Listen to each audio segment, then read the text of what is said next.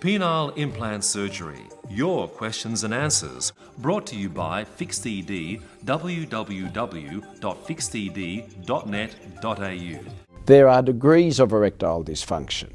There is the man who can't achieve or maintain an erection when he's tired, 10 to 20% of the time, or the other spectrum is where the man can't manage even a modest erection and certainly can't penetrate. So there are degrees of erectile insufficiency. Now, for a man and his wife and partner to have satisfactory, romantic, relaxing sexual intercourse together, the erection has to be reliable and both parties need to be confident in its initiation and durability. The penis is a vascular organ, just like the heart and the brain. It relies on blood flow pumping into it in an efficient manner. So the commonest cause of erectile dysfunction is inadequate blood flow into the penis. And that inadequate blood flow is normally due to hardening of the arteries.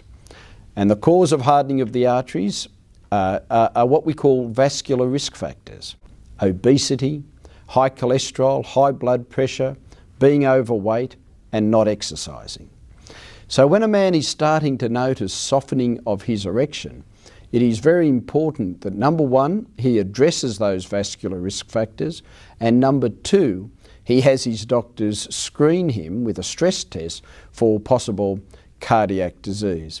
Because studies have shown that softening of an erection in a middle-aged man is the commonest early sign of generalised vascular disease. Vascular risk factors are what men need to be aware of to minimise generalised vascular ill health and, of course, to maximise sexual function. Research has shown that the softening of a middle-aged man's erection is the very first sign of potential generalised vascular disease.